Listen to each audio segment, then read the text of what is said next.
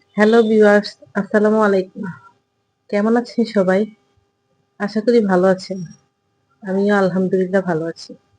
এই যে বরাবরের মতো নাস্তা খেয়ে আবার কাটাকুটা নিয়ে বসলাম। দুপুরে রান্নাবান্না করব তো সেজন্য।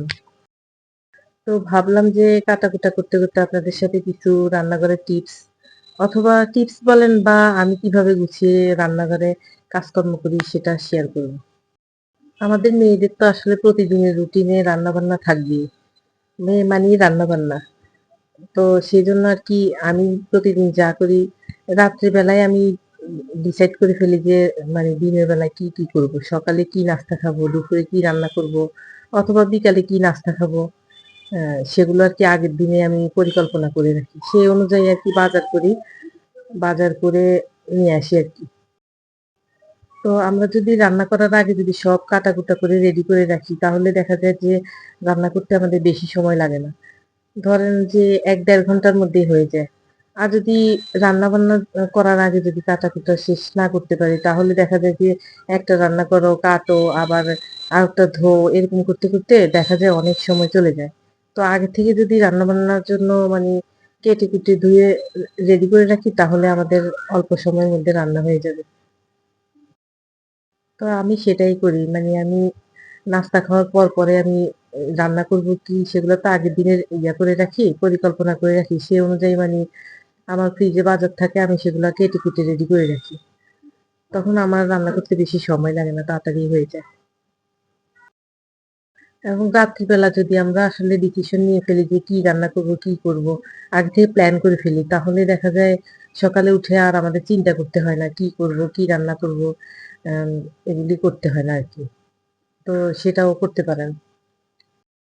আর সকালে নাস্তা খাওয়ার পর যদি রান্নাটা করা হয় তাহলে দেখা যায় যে দুপুরের খাওয়াটা ঠিকঠাক মতো মানে ঠিক টাইমে খাওয়া যায়। দেরি হয় না। দেখা যায় রান্নার যদি দেরি হয় তাহলে আমরা বাইরে থেকে কিনে খেতে হয় বা ফাঁকে আরো কিছু নাস্তা খেতে হয়। এরকম ভাবে দেখা যায় টাকার অপচয় হয়। বা খাওয়াটাও দেরিতে হয়ে যায়। তাই আ উচিত আসলে উম মানে সকালে নাস্তাটা করার পিছন দিয়ে রান্নাটা সেরে ফেলা। আমি আসলে আগে এভাবে করতাম না। আমি ইদানিং এভাবে করি আরকি। তো তার কারণে আমি দেখছি অনেক সময়ও বাঁচে এবং আমার টাকাও বাঁচে। আসলে মানুষ সংসার করতে, করতে অনেক কিছু শিখে। যা কিনা মানে আগে আগে কেউ জানে না, বুঝতে পারে না। মানে নতুন সংসারে আসলে এম হঠাৎ করে কি ধরে কি করবে বুঝে উঠতে পারে না। ২-৪ বছর যখন সংসার করে আস্তে, আস্তে আসলে সংসারে কি করলে আয় উন্নতি হবে বা কিভাবে কি করা যায় এগুলা বুঝতে পারে আরকি। আমিও সেরকমই ছিলাম। আমি আসলে হিসাব কি জিনিস এটা বুঝতাম না। অনেক অপচয় করতাম। অনেক জিনিস কিনতাম, দেখলেই কিনতে ইচ্ছে করত। কিন্তু এখন আর সেটা করি না। কারণ হচ্ছে মানে এখন আমি অনেক কিছু শিখতে পারছি সংসার করতে, করতে। মানে হচ্ছে অপচয় করলে যেই টাকাগুলো আমরা অপচয় করি সেগুলো যদি আমরা বেশি, বেশি না কিনে যতটুকু প্রয়োজন ততটুকু কিনি তাহলে দেখা যায় আমাদের টাকাটা থাকবে। এবং টাকাটা যদি আমাদের সঞ্চয় হয় তাহলে আমরা অন্য সময় বিপদে পড়লে কারো কাছে আর কি হাত পাততে হবে না। নিজেরটা দিয়ে নিজে সারতে পারব। আমি আগে দেখা যেত যে রান্না মানে সকালে নাস্তা করার পরে রান্না করতাম দুপুরবেলায়। তখন আমার খেতে, খেতে ৪টা-৫টা বাজতো। তো এর ফাঁকে আমার ২-৩ বার বাইরে থেকে মানে জিনিসপত্র কিনে এনে বাচ্চাদেরকে খাওয়াইতে হইতো। নিজের খাইতে হইতো আরকি। মানে খিদা তো লাগতো না। সকালে নাস্তা খেলে মাঝখানে তো খিদা লাগে। তখন আমি দেখলাম যে অনেক টাকা যায় এভাবে। তারপর থেকে আমি মানে সিদ্ধান্ত নিলাম যে নাস্তার পরে রান্নাটা করে ফেলবো। তাহলে দেখা যায় অনেক টাকা সেভ হবে আমাদের। তো আমি সেভাবেই এখন করি আরকি।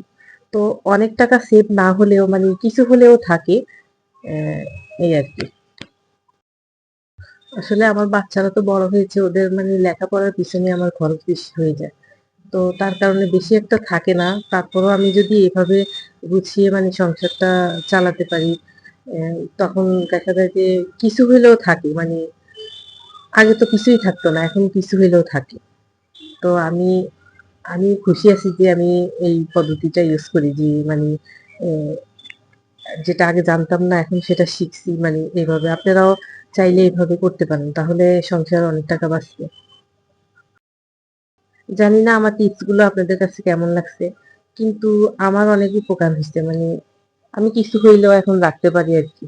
তো আমার ছোট্ট নলেজ থেকে যেইটুকু জানতে পারছি আমি সেইটুকু শেয়ার করছি। ভিডিওর এই পর্যন্ত যদি কেউ থেকে থাকেন আর আমার ভিডিও যদি আপনাদের কাছে ভালো লাগে তাহলে একটা লাইক দিয়ে দিবেন আর কমেন্টস করে সাথেই থাকতে পারেন। তো আজকের ভিডিওটা কেমন লাগছে কমেন্টসে জানাতে পারেন। আর আপনারা কিভাবে সংসার গুছিয়ে কাজ করেন আমার সাথে আপনারা শেয়ার করতে পারেন। তো ভিডিওটা এখানেই শেষ করলাম। দেখা হবে নেক্সট কোনো ভিডিওতে। ততদিন পর্যন্ত আপনারা সবাই ভালো থাকবেন, সুস্থ থাকবেন। আল্লাহ হাফেজ।